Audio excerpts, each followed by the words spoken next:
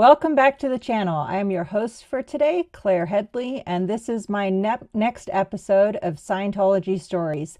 And my reminder about these stories, whether you're just learning about Scientology for the first time or you've been following for decades, Scientology does not want you to hear these stories. So thank you for listening, thank you for watching, thank you for sharing, and thank you for helping me spread the word and educate people on the true nature of Scientology. My special guest for today is Hana Eltringham Whitfield. I will bump her in here and we will get going. Welcome, Hana. Hello, Claire. Good to be on with you. Thank you so much for your time. I really appreciate it. And as we were just talking about, you and I have never met in person, though I feel like I know you, of course. And my interest in speaking with you started off primarily because of your personal interactions with not only Shelley Miscavige, but also her mother. Right. But for today, I figured we should start with, I'd love to hear your story about how you got into Scientology, what your experiences were, and how you got out. It's a rather long story. I think we'll probably have to shorten it here and there. Understood. But yeah, I'm happy to go over it. Where would you like me to start? Well, how did you first become interested in and become involved in Scientology? Excuse my voice, Claire. It's pollen season here in Florida, and I'm croaky today. So, No problem whatsoever. okay. Well, in 1965, I was nursing in Johannesburg. I had graduated as a trained nurse, a registered nurse. I was doing some postgraduate nursing, and a medical student friend of mine gave me the book, Dianetics, the Modern Science of Mental Health. And he said, Hana, you should read this. I think you'll find it interesting because we've spoken a lot about communication. So I said, sure. And I looked at the title and I said, I am interested in this on two counts. He presented mental health as a modern science. Mm-hmm. And I had some pretty nasty experiences nursing in the psychiatric ward, which was part of our basic nursing requirement for 3 months. And I thought very little to nothing of mental health. Mm-hmm.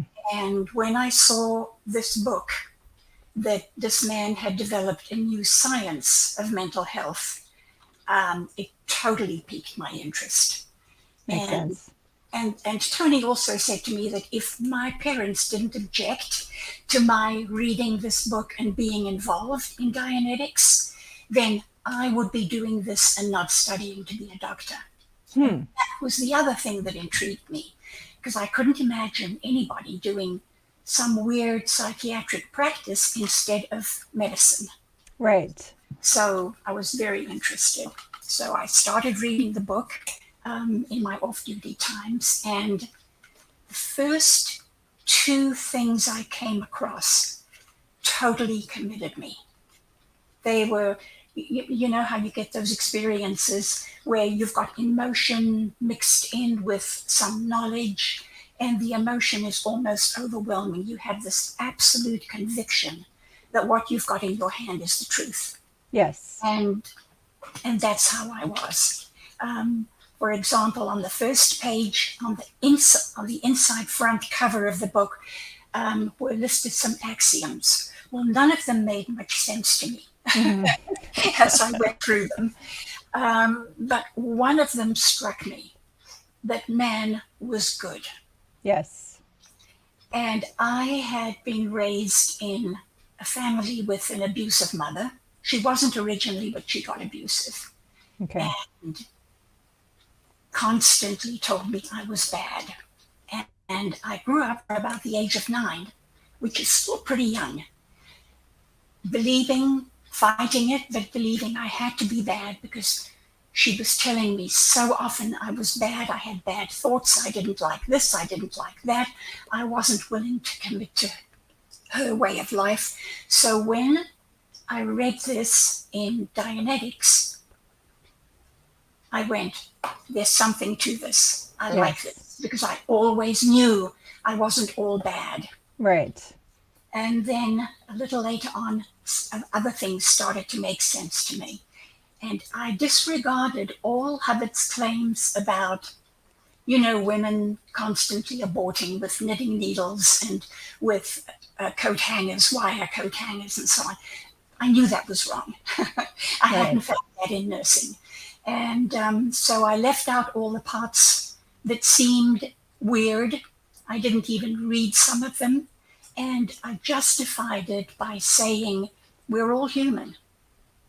I'm Yeah. not perfect. This man isn't perfect. Right. And plus Hubbard says at the outset, what's true for you is what's true. So he kind of gives the caveat, you don't have to buy a hook, line, and sinker at the outset, right? Right, right. Now, I didn't know that at that point. I didn't have that piece of Hubbard's information. Oh, But I okay. sort of just instinctively, because all I had was the book, but I instinctively knew, that nobody's perfect. So I accepted everything in the book except the parts that I couldn't, where I thought Hubbard was just fooling around. Hmm. As soon as I finished the book, on the back cover, I saw that there was a Hubbard Association of Scientologists in Johannesburg, and it was on Polly Street. And I raced down to Polly Street and Hmm. found the building. And I walked in with a book and I said, I want to learn how to do this. And Pat Ross was behind the reception desk and she said, wonderful, when can you start? It was so sudden and so swift, I wasn't prepared for it. Wow. And I said, well, don't you have schedules? Because I was committed. I was used to schedules. I mean, Yes. my nursing life, it was all scheduled. And she said, well, you can start tonight if you like. I said, um, maybe. And she said, it'll cost you so much. How much do you have on you? And I was almost working on automatic. I looked in my purse. I said, I've got 5 rand South African money. Okay. And I was holding it in my hand. She leaned over and took it out of my hand with a graceful movement, just like that. And she said, you can start with this and you can pay it off as you go. Wow. And I'm sitting there going, this is going to be the right thing for me. This is going too well. I've never had anything go like this in my life. And that night I was on course in a course room with Joe van Staden, who also became a SEAL member. I Okay. didn't even know what the word Scientology meant at the time. And he Right. put me onto a Scientology course. I spent the next 2 weeks learning what all the words at the top of the policies and bulletins were, because they're all the abbreviations and etc. I spent 2 weeks defining all those words. Wow. Anyway, to cut a long story short, I did my basic training in Johannesburg. That's the training level 0 to 4. Then I went straight to England in August of that year, and I did the St. Hill Special Briefing course. I had Wow. just enough money to pay for it. And I didn't want to go back to South Africa. That abusive mother of mine was hounding me, and she was terrible in the end. She was really bad. Oh boy. And yeah, I was very glad to get away from her. Yeah. I did not tell anybody where I was going, so she couldn't trace me. It was Wow. that bad. And I did the briefing course, and then I met Guy Eltringham, who I later married. Okay. And And sorry, how old were you at this point that you're in England? oh, I was 24. Okay. 24. Okay. Yeah.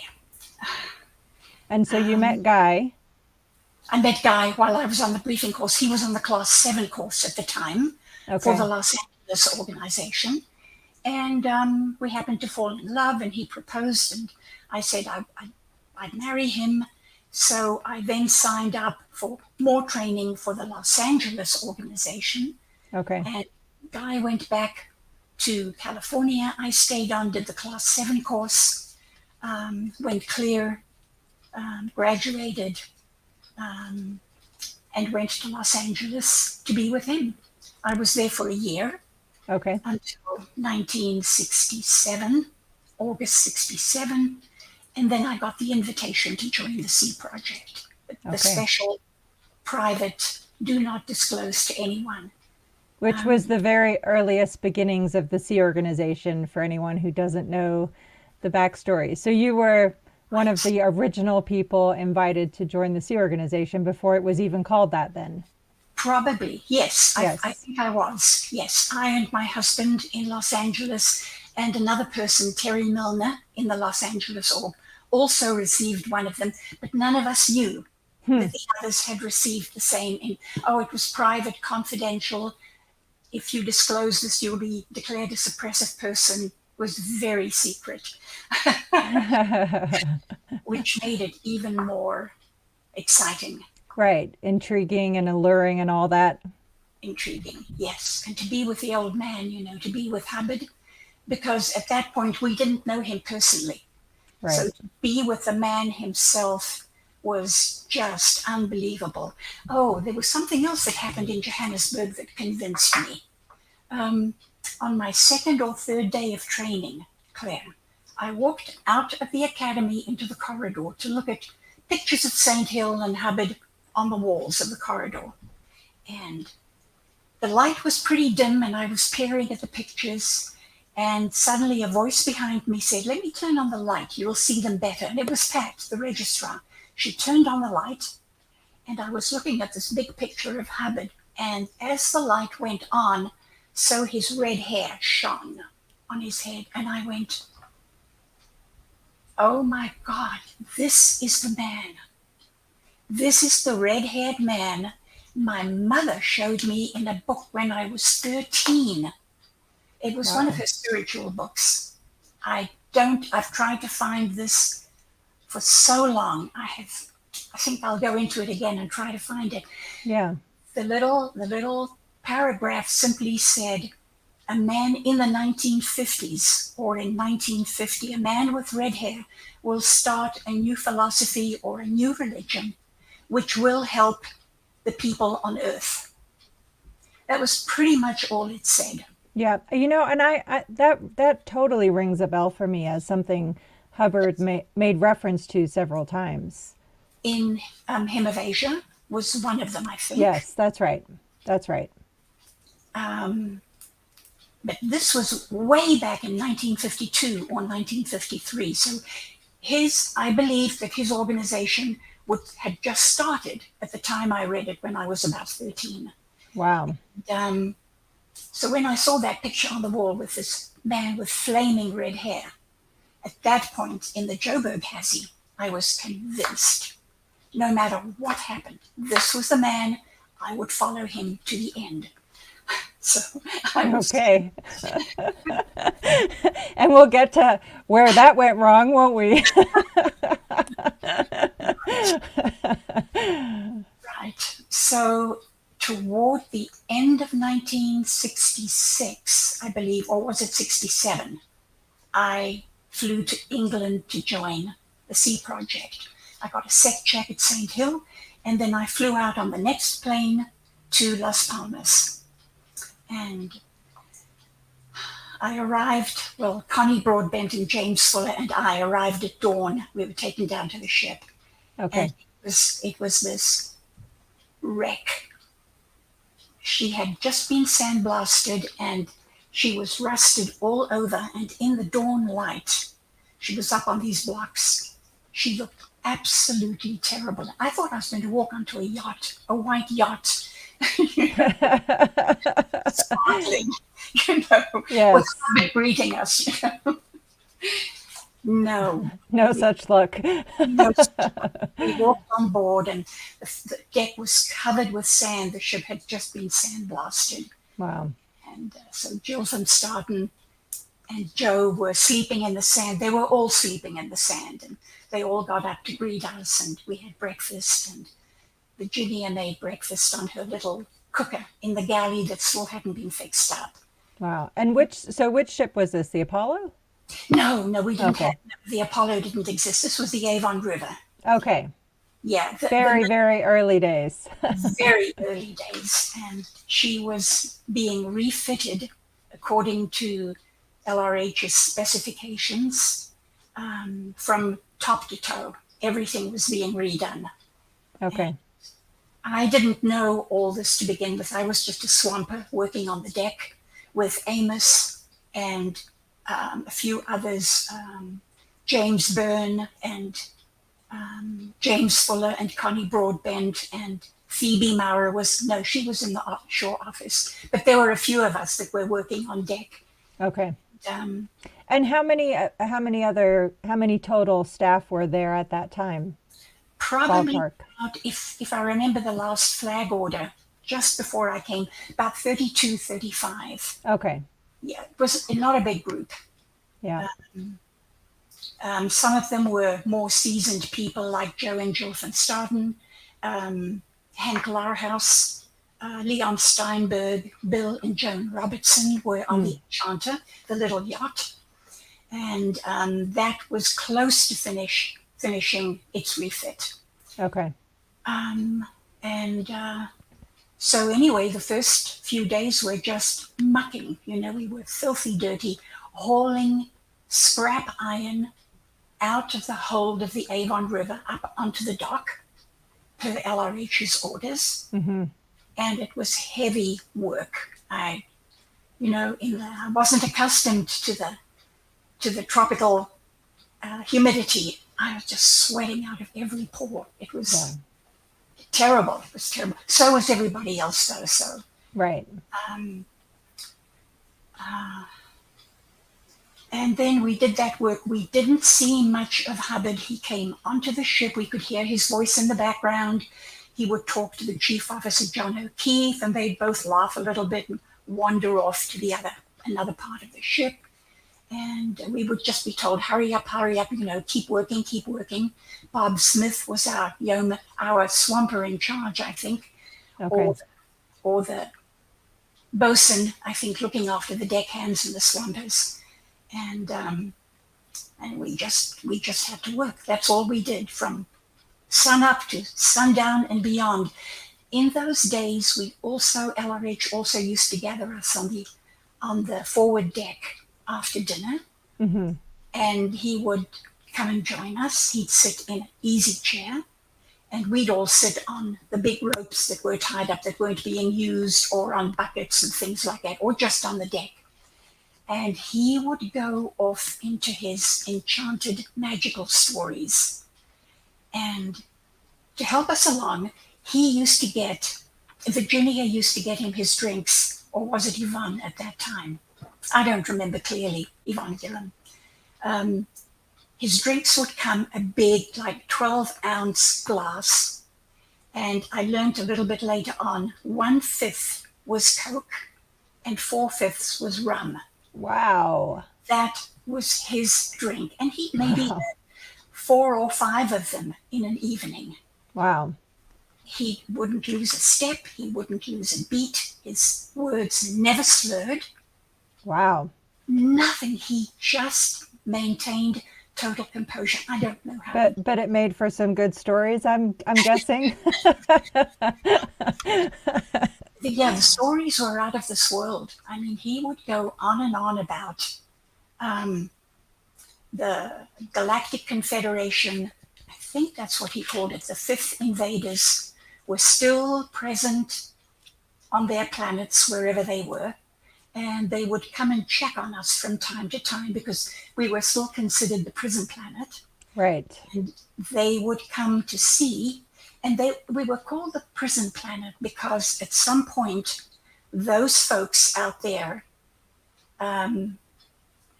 ran into an overpopulation. And so they weeded out their numbers and did awful things and shock treatments and things to those they didn't want, and they were brought to Earth. That's the OT3 story. Yes. Now, let me ask you a question about that. What I remember from when I studied the OT3 materials is that mass depopulation, the targets of those were the criminals, the scholars, the artists, and maybe one or two other categories. Does that ring a bell for you? Yes, that's correct. Okay. And the artists, because Hubbard considered them namby-pamby. That's a phrase he used in one of his key policy letters. And he didn't want people who were there just to show themselves off or just to be pretty. I think he also intended that phrase to mean people who were lesbians, homosexuals, and so on. I see. Interesting. Yeah, he didn't want those people. Yeah, I was talking with Mark about that the other day, and he was like, "What? I've never heard that." I'm like, "Yeah, no, I remember. I'm gonna ask. I'll ask around. I'm sure I can track it down." Yeah. Oh, yeah. Absolutely correct. Yeah. Yeah. Artists, musicians, and even possibly even fancy cooks. I mean, anybody who had a flair for something. He didn't Right. want those people at all. Yes. Okay. All right. Go ahead. Sorry. So where did we get to? We got to. So you were talking about how Hubbard would be telling these stories about the Galactic Confederacy and so on and so forth. Yes, and how these strange folks would come in their spaceships and travel around Earth and just keep a check on how we were doing. And if our human people got too far advanced, he said, in space travel, in science, in whatever have you, he said they would come back and implant us again to take away our abilities, make us less able so that we were under their control again. And he went over that several times in those talks. And I was just fascinated with this. I thought, my God, there's no greater evil than someone doing that to another. So that sort of stuck. And that's what we were working for in the SEAL, to eliminate that eventually. Okay. But sometimes he would point up at the constellations and stars, and he would see something blipping across. He said, "There's one of them." And he'd point up, and we'd all of us were looking up, and he'd say, "There's one of them." And I'd look at that, and I'd go, because Sputnik was up there by then, the Russian Sputnik, and I wondered, that looks like, because it was blipping, it was giving these little blips, and that's what I'd heard the Sputnik did. I never said anything, but I wondered if Hubbard was wrong. Yeah. Just for that moment. Yeah. And you know what's interesting is, so I read all 10 volumes of Mission Earth when I was 13 and 14 years old. Oh. And he talks about that in those books. Because I remember looking for them too. I was like, is this? I don't know. I mean, obviously it's science fiction, but he definitely talks about that in those books. Anyway, go ahead. It's fascinating how history repeats itself, right? I didn't know it was in those books, Claire. So that's even more interesting. Yeah. That it's in there. Yeah. But of course, he was saying it as fact, not as science fiction at that time. For him, and the effect. You know how the man had one of the strongest charismatic traits I've met in people. Yeah. He could be so empathetic and so compassionate. And he just drew us into him, that he was the one who had all this wonderful knowledge. And the things he did, some of the things he claimed he was doing, verified everything for us. So he had sort of this magical aura about him. I didn't recognize it like that at the time. Of course, only after I left Scientology did I realize, my God, this man, he knew how to twist people around his little finger, but I didn't see it at the time. Right. Understandably.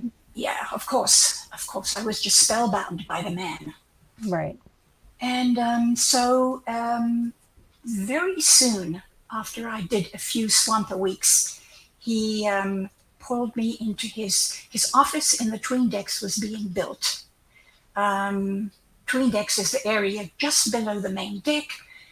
used to be a store area, but Hubbard was making it into offices for his executives with a private office for himself for administrative reasons. Mm-hmm. And he pulled me down into his office with Jill van Staden, the supercargo. Sort of that position is like an executive secretary in a Scientology organization. Mm-hmm. One over personnel and communications and ethics. Right. That was my position in Religious Technology Center. Really?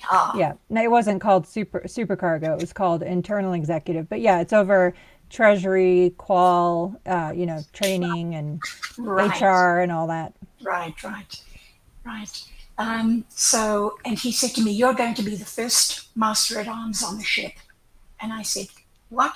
And Jill said, "Hana, it's like a cop." Put up her hands to silence. A cop? A cop. Okay, yeah, nice. Which Yeah. is exactly right. That's a very simple explanation. Very simple. And I went, "A cop? Oh, God, dear God." And Hubbard said, "It's okay, it's okay." She'll sort of like almost patting me, like a St. Bernard dog.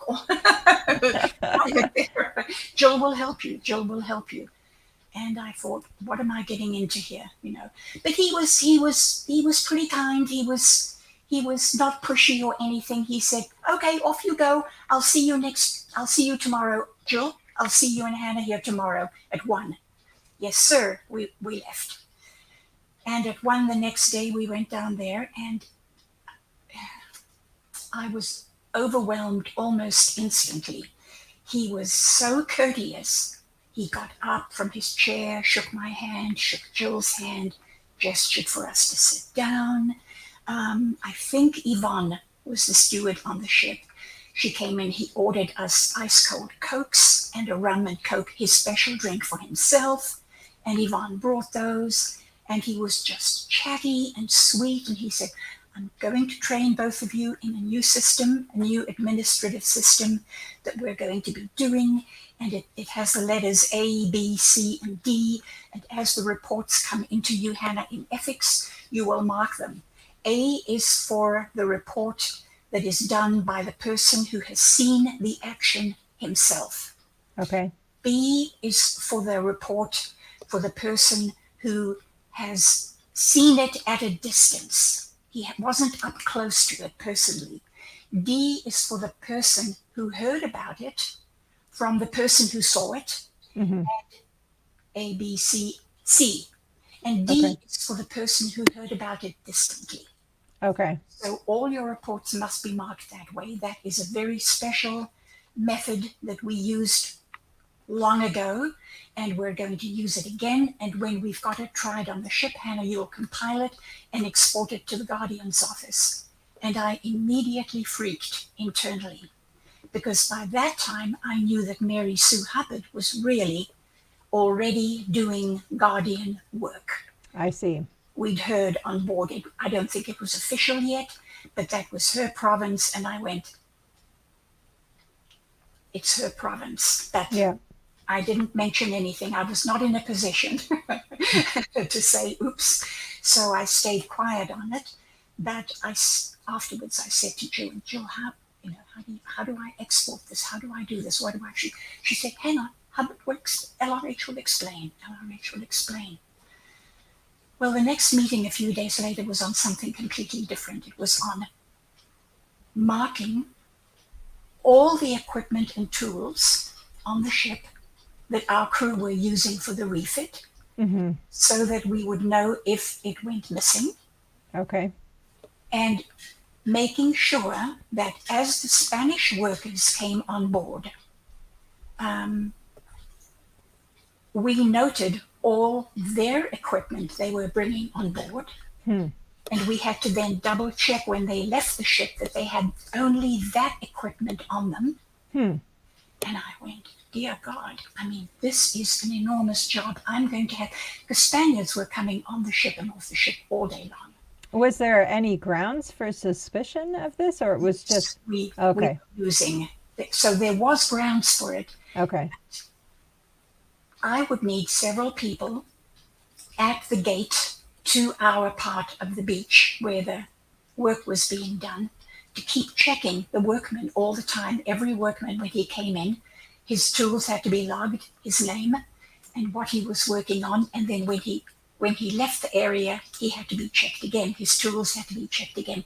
I didn't have staff to do it. I didn't even have crew who could label all the equipment on board. There was masses of it in the engine room, on deck, in the paint locker, you name it, So, but then the next day, Hubbard called me in again, and he gave me a totally different thing that he wanted me to do. Oh boy. And yes, at that point I left. The third day I left, and I went to Jill, and Jill wasn't at the meeting anymore, and I said to her, Jill, I'm overwhelmed. I don't know what to do with all of this. She said, hang on, honey. Things are changing. Just hold on. It'll get sorted out pretty soon.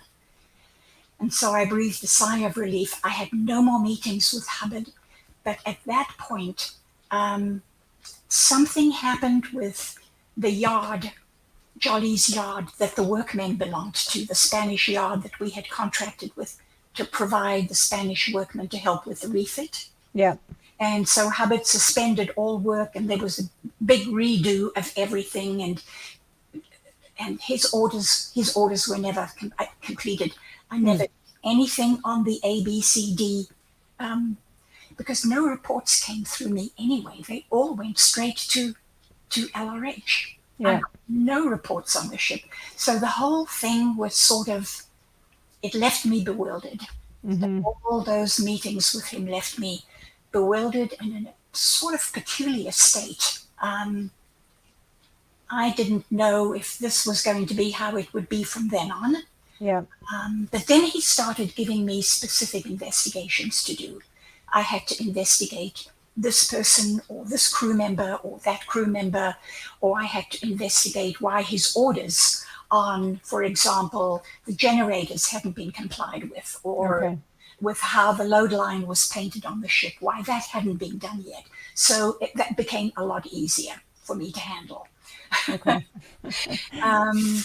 And so it was mostly investigations relating to why his orders weren't getting done? Yes. Okay. Point, because the refit was lagging. It was too long. Okay. This is going to take a long time, Claire. I mean, that's okay. We'll just keep it to an hour for today. Okay. And then we'll do just as many chapters as you need, if you like. I mean, you have such a fascinating story. And when you were talking, obviously we'll get to that in a later chapter, but the work that you did after you left Scientology in tirelessly helping get people out of Scientology, that is as much as what I'm interested to hear about your experiences as your time in. Claire, I'm so happy to hear you say that, because that to me was the most valuable thing I've done in this life, in my lifetime. Yes. And I'll be more than happy to talk about it. I've often wanted to, in TV shows and so on, I've wanted to, but the directors weren't interested in that aspect. Yeah, well, and that's the beauty of the YouTube platform, is we get to talk about whatever it is we want to talk about, and that's what we'll do. Wonderful. I'll be very, very interested in talking about that. Awesome. Yeah. But back to the ship, there were a few bad experiences I had, and I'll keep it to a few. Okay. On the Avon River. Hubbard was cruel. He had a cruel streak that shocked me when I first found out about it and experienced it. And I had to start justifying really hard at that point why I was there and why I still believed in him. Wow. Because it was so cruel. Well, he sent me an order one day on a handwritten on a sheet of paper. He said, Terry Dickinson, who was the second electrician on the ship, Bill Howie was the first electrician. Okay. And they saw to all the electrical stuff that was on the ship. And he said, he has put the crew's life in danger because he admitted to I've forgotten all the details now. I've got it. I've got it in my book. My book is sort of 3/4 written. Oh, yay. Yeah, I know, and I'm working to finish it up now. Now that I've got Nice. the time. Awesome. Something to do with installing something on the bridge, and he didn't ground it correctly, and Okay. there's live wire that was loose. And he said if anybody had gone up close to it and touched it, it could have killed them. Okay. And so he said, Terry Dickinson is to be, and this is to be, this is to be seen to by the Master at Arms. Terry Dickinson is not to eat. He has to stay awake until he has installed the ship-to-shore radio on the bridge, and it's working. And during that time, he is not to eat with the crew. He may not sleep at all. Wow. He's not to have his meals with the crew. And I read this, the messenger was standing there, and it wasn't a messenger, it was Linda Hicks, who was the yeoman. And she was standing there while I read this, and I froze. I could not believe what I was reading, and I read it through the second time. Linda said, I have to take that back to him, so I gave it back to her. And, oh no, I went with Terry. Terry was in the electrician's locker. I went to Terry, I sat down and I said, Terry, I've got something to tell you, and it's not all that good. But if you're willing to comply, it's an order from LRH, if you're willing to comply with it, I will go through it with you every step of the way. I will support you. Wow. I said, here it is, read it. Terry read it and he went, oh my God. I said, just think about it for a bit. And Linda was outside. I got to take it back to LRH. I said, Linda, hang on. This is important. You know, I have to be sure that Terry knows what's involved, and that he either says he's going to do it or he doesn't. Mm-hmm. And we sat and he went through it and he mulled over it and he began to cry and mulled over it some more. And I said, I'll stay with you through this. Wow. Because I couldn't see myself not helping him. Right. And he said, no, I'll go through this. I'm here. I'm a SEAT project member. I'm going to go through this. I said, okay, Linda, you can take it back. Tell LRH it's fine. So we started immediately. We went to the agent's office to find out. We went to the engineers, to Bill Howie, and asked, where is this on board? Is this ship-to-shore Sharps radio on board? No. Where is it? I don't know. We went to the agent's office and found out it was still somewhere in America. Okay. It still wasn't, it hadn't been sent to the ship. I sent off an urgent telex saying, like a wire, but in those days it was called a telex. Yeah. And sent off an urgent one to LRH's communicator in England, and her name was, I can't remember it right now.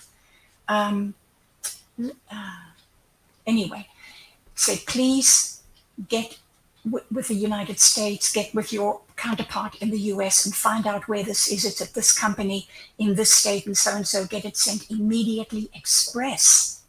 Because of course Terry is not going to be allowed to sleep until it arrives? Until it was on board and installed and working. Wow. And so the first night came, and I had gone to Virginia ahead of time, the cook and the chief bottle washer, and I said, we need vitamins. I'm going to have snacks through the night for Terry. I'm going to have coffee I can brew for us. I'm going to have all these things, boxes of tissues. I'm going to have, I said, thank God I understand some of this because I'm a nurse, I'm a trained nurse. Yeah. And the shock to his system, he was still going through it. And so we talked and found out about each other's lives. And when that got old, we went for a walk and paddled in the surf on the beach and in the cold surf and the cool night air. And we got through the night pretty well. But the next day, Terry was tired. And I said, just stick with it, Terry. And I did my job, and I kept looking in on him and seeing how he was doing. and I tried to keep up with what I had to do. That second night, Because you didn't sleep either. I didn't sleep either. No, Wow. did not sleep. I stayed up all night with him, like I had said I would do. Yes. And the second night was hard. And he began to cry, and he began to say he couldn't do it. And I said again, Terry, again, I understand. If you can't, if you really want to out of this, I will support you. I will back you up. But it's your choice, honey. You have to make the choice. And we walked and walked and walked, and he made the choice he would stay. So we continued through that night, and I kept pouring coffee down his throat and giving him vitamin B's and C's and whatever else Virginia had, and food. I don't know what she left out for us. And the third day, second day, I guess, was hard, even harder. Right. And I began to see little specks around things, and I was getting very tired. And I wasn't pronouncing my words too well. I was starting to lisp and do strange things. Yeah. And that third night was hell. We were both stumbling around, and Terry was sleeping on his feet as we were walking. I had to hold him and shake him. We got through the third night, and in the morning, and every day I checked with the agent. Has it come? Has it come? No, it hasn't come. And I'd shoot off another urgent telex. And of course, it wasn't an option to query Hubbard on complying with this, right? I didn't dare. The thought came to my mind, Claire, and I didn't dare, because this was a level of, if Terry I didn't know about the live wire on the bridge at that time, but I knew something had happened to anger him to that extent, Hubbard to that extent. Right. And I knew that he kept saying his main reason for having Sea Org members do the refit was to raise our confront. Because only by raising our confront on what we dealt with, the stuff around us every day, and on what endurance it took for us to get it going and get it right. Yeah. Only that way would we be strong enough to get through what we needed to get through to get to OT, to achieve OT. And so I knew that this was a test. Right. I doubted it on those nights that we walked, exhausted, wiped out. But I flip-flop between the doubt and no, this is real. This is what it's going to take. The doubt is coming from our reactive banks, from our reactive minds, and I've just got to push that aside and keep going because I believe Hubbard. Understood. So it's a strong story. Yeah, we got through the third night. The radio arrived. I raced to the ship's agent to get it on shore. Came back, woke Terry up again. And at that point, I said to Bill, Howie, Bill, would you come and watch as Terry is installing it? Don't try to do it. He has to do it by LRH order. Just watch that he doesn't do it incorrectly. Okay. And once it was up and Bill approved and it worked, I said, okay, Terry, well done. Well done. Go to bed now. And he wandered off to bed. And I wrote up a quick compliance report to LRH, took it to Linda, told her, Linda, give it to him immediately. He's receiving reports today. And I went and I sat and I waited and I waited and I waited to hear back from him. Because I had put on my report, I'm waiting to hear back from you, sir. And I waited and I waited and I waited until about 9 p.m. Linda came to me with that original order, and all he had done was put his initials on the bottom. There was no very well done, well done. Why did it take you laggard so long? Exclamation mark. Mm-hmm. Nothing, just his initial. And wow. it broke my heart. Yeah. We'd gone through all that, and it broke my heart. Yeah. Understandably. And I felt for Terry, and I still thought, okay, this is my test. I have to confront it. Yeah. So I can see why that was a wake-up moment of magnitude for you. Yes. Terry left soon thereafter. Understandably. He was never the same. Yeah. He was never the same. He went back to Australia. Understood. And I've never forgotten that, It's always been there with me. I apologized to him afterwards. I said, I'm sorry, Terry. When he was leaving, he said, no, Hana, no, it's not your thing. It was my thing. I said, well, okay. Okay. I'll let you have your point of view. I have to keep mine, but that was one of the worst ones. There were other ones later, much later on, that were as bad. So we went on and on with the refit, and Hubbard demoted people, promoted people. He promoted me pretty early in rank. I don't remember exactly why. And Joe van Staden Joe and Jill were made commanders, right arm, meaning they could run a ship and run an organization. Okay. And he promoted me to Lieutenant Commander RA, meaning I could run and organ a ship, but I hadn't run the Avon River yet, so I didn't know what he was referring to, but okay. And then we had to go to Southampton I'm leaving out a few things. We had to go to Southampton to pick up the Royal Scotsman. Okay. She had just been sailed down from Glasgow down to Southampton by a few of the crew. Joe van Staden, Ron Pook, and Wally Burgess, I think, had sailed her down. Not Wally Burgess, somebody else. Names.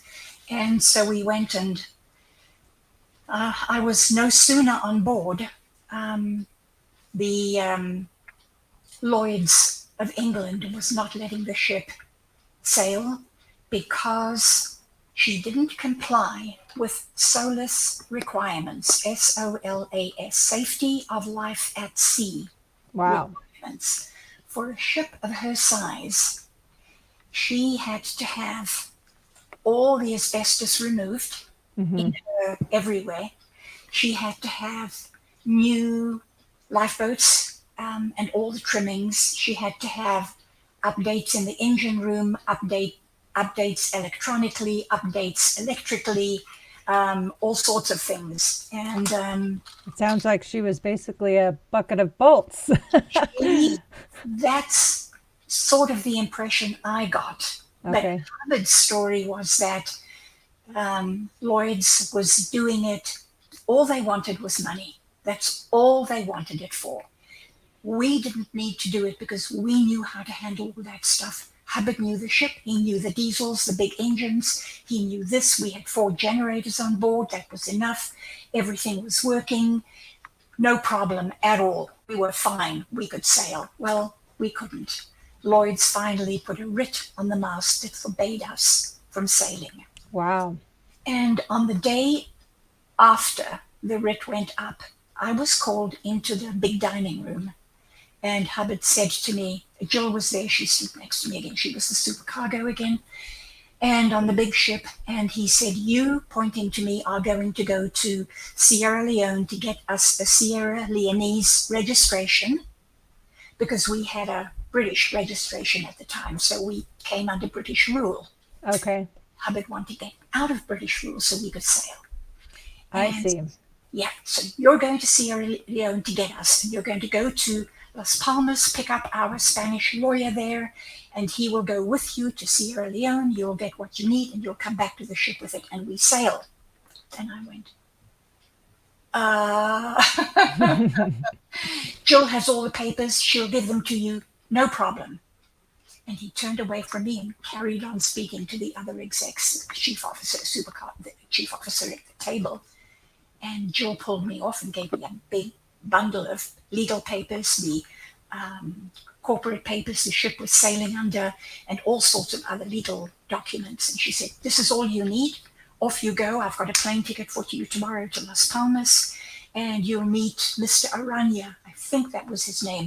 You'll meet him there, and he'll go with you to Sierra Leone. Don't Wow. go alone." So I got to Las Palmas fine, and the first thing Mr. Aranya said to me was, "We have a missing document." I said, "Oh no." Hubbard would be furious. Jill would get into trouble. I said, "If we can make a phone call to the agent's office, I can get a message to Jill, and she can send that with a messenger immediately." He said, "No, no, no, no, no. We are going to forge it right here. Wow. We don't have time.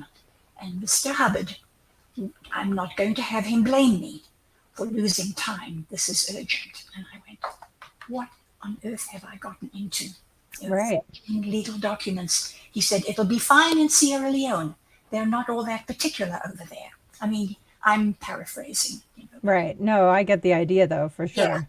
Yeah. Because they were very much a third world country. I don't know their current standing now, and he also said to me, "It is not safe for you to come. I will go and I will do it. They would not look well upon you." And he gestured my figure. He said, "You cannot go there. I cannot be sure you will be safe. Oh, wow. You have to stay here at the nice hotel. You stay here. I will go do it. I will come back with the papers. You can go back to the ship." Okay. I said, "Well, okay, Mr. Aranya, but don't you ever tell Mr. Hubbard that I didn't go with you." Right. He understood. So he went off. I had a great rest. I had wonderful. It was superb. I had baths. It was wonderful. Yeah. He came back 3 days later with the new corporate papers, everything, registration papers, the new Sierra Leone's flag, everything we needed. And I didn't look at anything too closely. I just took the bundle from him, got the first plane back, and as I walked aboard the Scotsman, I walked straight into the dining room. Hubbard was at the table again, screaming about Lloyd's. He was always screaming in those days. Mm-hmm. And he whipped around as I came in. He said, "You got it?" I said, "It's done, sir." And he jumped up, he grabbed the package, went and sat down, ripped it open. You know how he was. I don't know if you ever saw him. No, I didn't. I never met him. You never met him. Yeah. He could be very forceful. He could be very abrupt and forceful. He tore that package apart, pulled out the flag. And it was a huge flag, of course, going on the stern of the ship. Right. And there were plates with, that the officers had finished eating their meal still on the table. And the flags, bottom of the flag started going into the plates with food on them. And oh, no. Somebody grabbed the flag and moved it away, and somebody took it and was walking around waving it, and he started going through the documents. And he said, What's this? What's this? I just about died. I didn't want to know about what. Right. The word Scotsman had been spelled incorrectly. Oh, my goodness. Scotsman. In the new registration papers, it was spelled Scotman. The second S had been left out. Oh, I see. Hubbard thought that was the best thing that could have happened. I couldn't believe it. He said, "This is what I've been wanting. This is what I've been wanting. We've even got a change of name." And he threw the paper at John O'Keefe and he said, "Go put this name up on the front of the ship and the back of the ship right now. Take out that middle S. Black it out. Put up the flag." He said, "We're sailing tonight. Jill, you go to Lloyd's. You show them this. We're sailing tonight." They take that writ off. He was jubilant and he was shouting and he was running around, and it was just a flurry from that point on. I had nothing more to do with anything really except get the readiness for sea lists had to be done. But so you did set sail that night? Oh yeah, we set sail.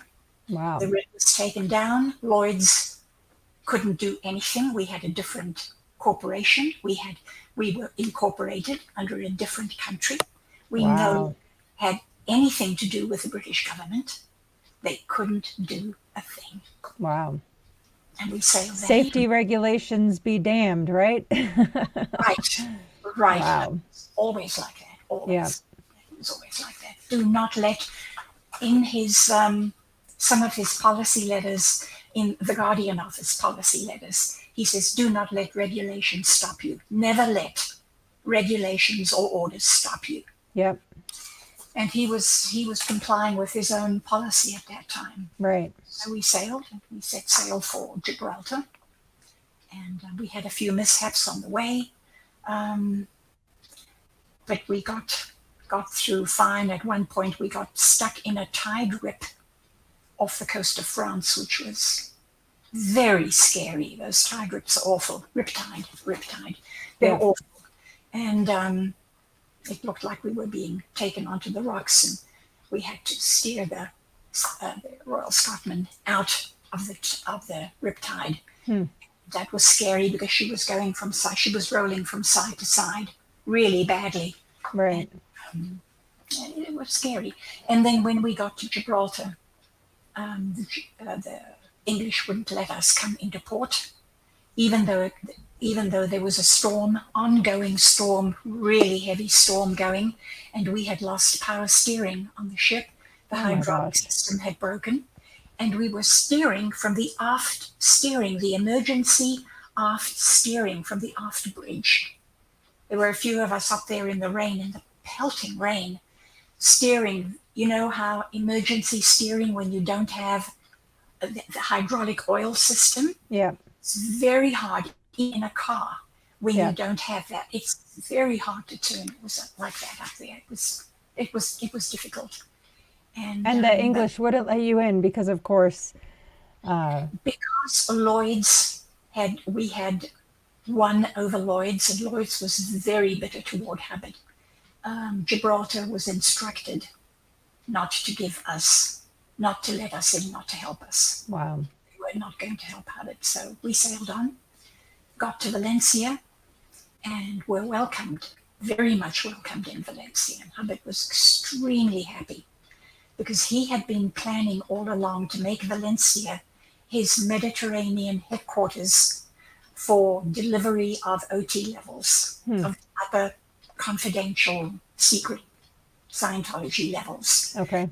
Wanted St. Hill to be the delivery center for training and auditing up to that point, up to the secret levels. Okay. And then he wanted another base to deliver all the secret levels. Okay. He wanted that very clearly, like there were missions and organizations, and then St. Hill, and then a Mediterranean base. And so he was ecstatic. He would walk around with his big cloak, satin-lined cloak, and chuckle, smoke cigarettes all day long. He was a happy man. Until he wasn't. Until he wasn't. And this cuts short a little bit again, but he was also preparing for the whole track recall mission with the Yes. River. And he was looking forward to that. So that was something that also made his heart skip. And the purpose of that was to find. Tell me what the purpose of that was. The whole track mission, because I'm sure people may or may not have heard of that at all. Right. It was also called Mission into Time. Right. Which there's a book titled that. Mission into Time. Right. Yes. And Hubbard, it's in Scientology bookstores. And the whole track recall mission, Hubbard wanted proof of his past lives in Mediterranean countries, and he wanted to be able to show proof that he had buried treasure and had been able to reclaim it. Okay. And so he wanted to go and scout around and find sites in all sorts of places, like in Sardinia, Corsica, Sicily, North Africa, Italy, where he remembered burying gold and treasure in various locations. He wanted to visit those locations and see if he could identify where the place was. Right. So I was one of the ones picked to go on that mission. I was just so excited.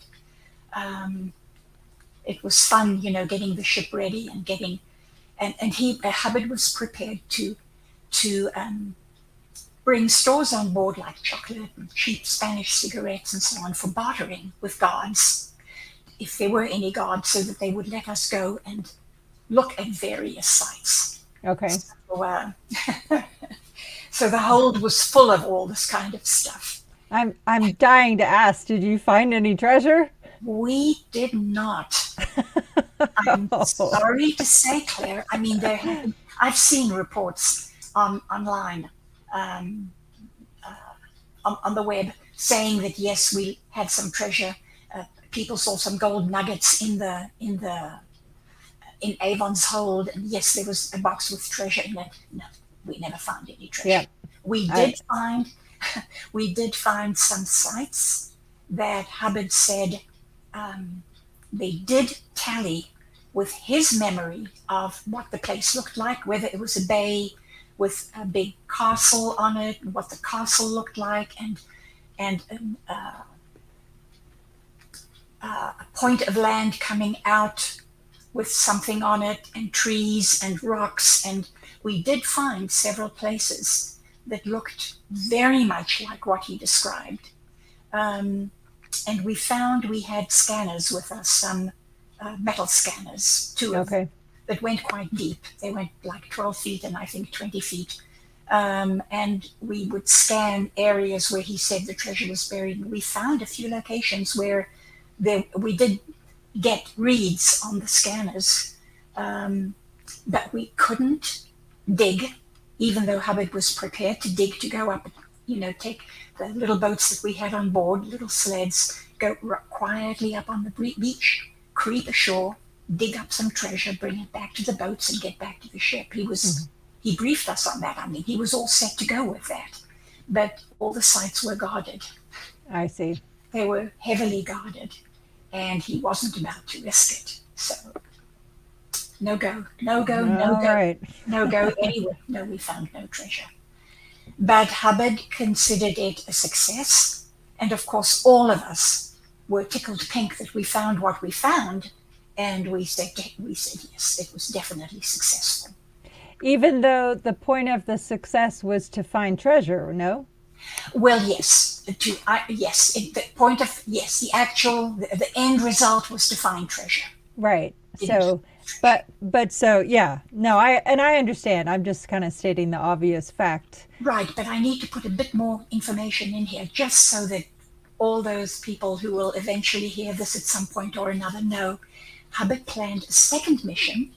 Once the scans proved that there was treasure in a certain area of a vault or a basement or something like that, because we didn't know what was underground, but it read in one basement. It read, there was a corner, it read, a huge part of the corner, just the whole corner buzzed. So there was some metal or treasure stuffed up in that corner. Right. Could have been quite a lot. We had no idea how much was down there or how far down that went. Right. But Hubbard planned a second mission with better boats to slide up on the shore even more easily.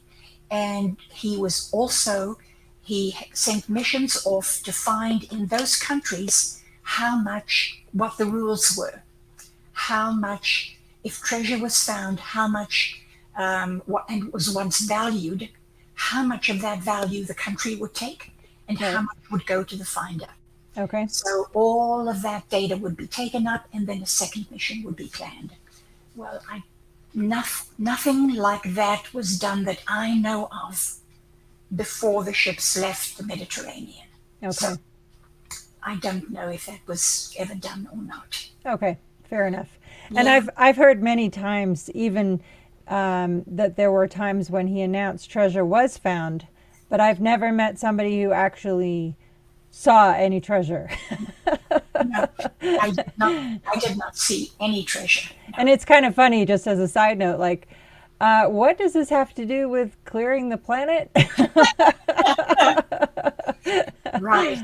Again, to state the obvious, but okay. Well, that's awesome. And we're at about an hour right now. So if this is yeah, I know. Can you believe it? Time flies when we're having fun, right? Wow, it's amazing. Yeah. So if it's good for you, we'll end this chapter here, unless you have any last closing thoughts you'd like to include with this chapter. No, it's fine. I think that's actually a good point to close at. Awesome. It was a good point. He was very happy. Probably the happiest I'd seen him on the ship since I got to the ship. Interesting. Yeah. Yeah. Awesome. Well, thank you again so much for your time. I will very much look forward to our next chapter, and I'll see you next time. Wonderful. Thank you for doing it, Claire. Bless you. Absolutely. Thank you for joining me. Yeah. Bye-bye. Bye-bye.